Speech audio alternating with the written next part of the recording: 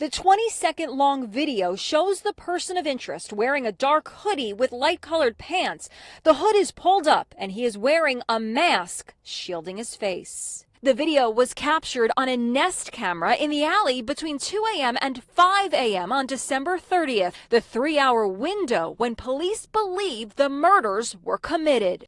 And that person turned out to be this guy.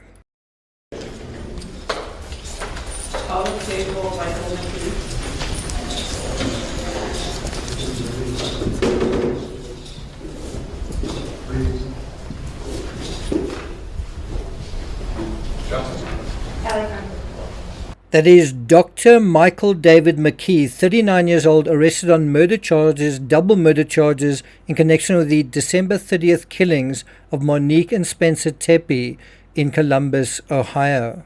I got nightmares in my head, I fear thoughts build up until I can't breathe. My mind fills up into a creature, and it haunts me somewhere much deeper. I got nightmares in my head, I fear.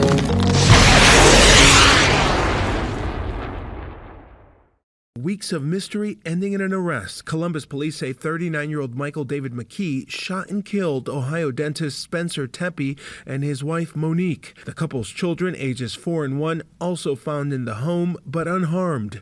McKee was Monique Tepe's ex-husband. According to a police affidavit, surveillance footage helped investigators identify McKee. That's right. That's really what has solved this case. Surveillance footage, piecing it together. We have a major development in the double murder case of an Ohio dentist and his wife. The woman's ex-husband is now facing charges for their deaths after he was arrested in Illinois over the weekend. Michael McKee made his first court appearance today, where he agreed to be extradited to Ohio, where those killings took place. And so what that means is the killer took a 5.5-hour drive, that is about 356 miles, to get to his destination. And so let me ask you an obvious question. Do you think this was a premeditated murder? And then that also raises the question, if it was premeditated, why? Why was this person so dead set on committing murder? And we will be discussing that when we deal with the motive. But before we get to that, if you haven't subscribed to the channel, please do. By the way, if you are new to this channel, here's a quick 10-second bio about me. I've attended a couple of murder trials around the world, including in America. I've also written over 100 books, and I've got a background in studying law. If you want to find even more out about me and what I've done, head to truecrimerocketscience.com. If you're finding this analysis worthwhile, please do hit the thanks button and let's get started. He's accused of killing Spencer and Monique Tepe inside their home last month. Investigators say their 2 young children were also home at the time, but were not hurt. According to People, Dr. McKee was initially charged with 2 counts of murder following his arrest on Saturday, January the 10th. This came after investigation, this is important, using neighborhood video surveillance led police to a suspect. And it was this surveillance that led to the critical breakthrough, because they tracked a vehicle that arrived before the deaths and left shortly after to the suspect's home. Now, when they refer to neighborhood surveillance, that's CCTV cameras, possibly also private security cameras as well. And I'm sure they used several different cameras on the same street as well as on the route McKee took to his home. And I think the process of piecing all of this together is how they track the vehicle, which can mean knocking on doors, asking residents and business owners for footage, studying it, syncing it, and splicing it together. That would have taken quite a few days. Remember, after the fact, it's simple and obvious to say, this is the route this guy took. And when you find out who he is, that also seems obvious. But if you don't have that information, if you're starting from scratch, it's not so easy, when the individual could potentially have headed anywhere and be anyone. Now, you also have to check cameras that are off the route and that have no actionable information on them in order to exclude that as being part of the route. But it wasn't as if they had absolutely no leads and no clue who the suspect might be either, because according to Sky News, Spencer Tepe's brother-in-law, I take it that's Monica's brother, his name's Rob Misley. He told Sky's US partner, NBC News, on Monday that while the deaths shocked the family, they quickly suspected McKee's involvement. And their opinion of him was that he was an emotionally abusive person when they were together. That is all I know, Monique's brother said. So how did they find him? According to a police affidavit, surveillance footage helped investigators identify McKee after they say it showed a car arrived just prior to the homicides and left shortly after. Police say they soon found that car in Rockford, Illinois, over 400 miles away, with evidence linking it back to McKee. According to People, authorities were able to track the vehicle and link it to McKee, and once the car was located, police found evidence that McKee was in possession of the vehicle prior to and after the homicides. Now, the real question is whether they found any evidence in the vehicle itself, any evidence of blood, DNA, etc., in the perpetrator's home or in the vehicle.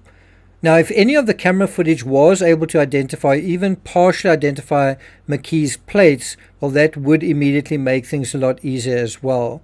The charges against him were soon upgraded to aggravated murder, according to a January 11 court filing. And that then brings us to motive. And motive has got, the why has got a lot to do with who. And so we need to find out who these people are. About McKee, who is he and what was he doing between the 2017 divorce from Monique up until his arrest? Yeah, 10 Investigates Rochelle Aline spent the day looking into his background. She joins us now with what you've learned about all this, Rochelle. I mean, my search took me to multiple locations today, and I want to show you guys what I was able to find out. And the key here is multiple locations. It does seem as if Dr. McKee was quite an unsettled character in more ways than one. I think his psychology matches his geography. So what is the motive in this case? I don't think it's rocket science. McKee didn't get over being dumped by Monique. And I wouldn't be surprised if he was single and alone over the festive season as well, brooding darkly over her, having one of those people who had a miserable Christmas and now he's got to go into the new year. And he probably feeling that his lot in life was all her fault, and that his travails were also her fault, and he blamed her and perhaps even her new partner for his life going the way that it did. According to People, Monique, 39, was briefly married to McKee over a decade ago. That's a long time for these juices to stew, isn't it? Before she filed for divorce in June 2017, the couple had wed in August 2015, but they were actually only married, only together for only 8 months of that marriage, separating in March 2016. Now, we don't know exactly how and why Monique had a change of heart, just that we know that she did have a change of heart. But it appears McKee, a vascular doctor, he didn't have a change of heart, and perhaps still pined for Monique all of these years later, especially since he couldn't seem to find anyone else, and apparently couldn't let her go, wouldn't let her go, and that I think started eating him up. According to ABC 7 News, in Monique Tepe's vows to Spencer Tepe, she talked about wrong relationships and a waterfall of tears. Was she talking about her ex-husband, Dr. Michael McKee? He's now charged with shooting and killing the Ohio dentist and his wife in their Columbus home. Now, pardon me for being quite blunt, but Dr. McKee sort of looks like a loser when you get a first impression of him. When you see him in court, he doesn't really look like he is a doctor, does he? He is actually, or was, a prestigious doctor. According to USA Today, the high-achieving vascular surgeon most recently lived in Chicago, had wed Monique in his home state of Ohio. I think that's also significant. They got divorced in May 2017. McKee excelled in both sports and academics in his hometown of Zanesville, a charming small city just east of Columbus. And I think this proximity also gives you an idea that he was living everywhere except in Ohio. And how did it feel to be sort of transplanted after that while she remained, in that sort of setting? Dr. McKee began making headlines in his local newspaper when he was a first grader in 1994, according to archive stories in the Zanesville Times Recorder. The boy got an honorable mention recognition in a kids poster contest from then Secretary of State Bob Taft. McKee's entry, the paper reported, was a drawing of a smiling bell with the slogan, "Let freedom ring, vote." His photo ran alongside a blurb of the honor. When he was 13, Dr. McKee's photo made the paper again when he got a rating of excellent at a state science day held at Ohio Wesleyan University. And the next year he was featured on the front page when he won the city spelling bee with the word siege. McKee told the newspaper, "I was a little nervous right up until the end." McKee married Monique the following year. It's actually also quite early. It's quite a young kind of marriage if you think about it. After the couple's divorce was finalized in 2017, medical board records obtained by USA Today showed that McKee began bouncing around other states. What this shows, I think, is that he made every effort to restart his life, to make a new start, but for reasons unknown, he just couldn't get going, couldn't find happiness, evidently couldn't find love either, couldn't sort of get the monkey off his shoulder. McKee obtained a medical license in 2017 in Virginia, where he completed his residency at the Virginia Tech Carilion Clinic. He obtained a license to practice in both California and Maryland in 2022 and then Nevada in 2023. He got his license to practice in his most recent residence of Illinois in 2024. So just think about all of that displacement. Think about the same thing happening with Koberger, him also moving prior to these crimes. You also had something similar in the Ramsey case. The Ramseys moving to Boulder a couple of years before an incident happened there. Same thing with Jodi Arias. There was also the movement from California, Wairika, to Mesa, Arizona. You also have that displacement with Chris Watts moving from, was it North Carolina to Colorado. The same with the Morphews moving from Indiana to Colorado. So that displacement can often have trauma associated with it, and also not being able to get back to a previous happiness, I guess. Now, obviously, I don't know the circumstances of the divorce, but it could be that Monique, soon after marrying McKee, met Spencer and simply felt that he was a better option and ditched McKee. And McKee's esteem never recovered from that. Perhaps that is not what happened and Monique was a deeper person, but maybe that is how McKee perceived it, as a shallow, simply picking of the better option and kicking him to the curb. And of course, perception is reality.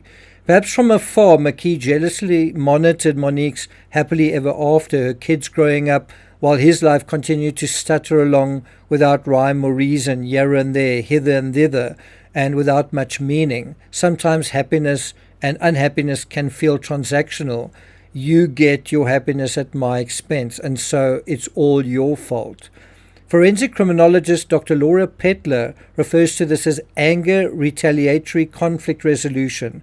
That sounds plausible to me, and this could also be something similar that we're dealing with in the Morphew case.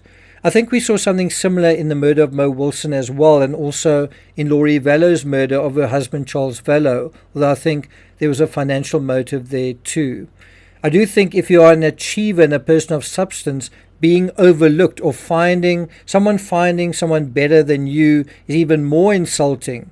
You know, if you've still got quite a lot going for you, than if you're an ordinary person, because then it's understandable.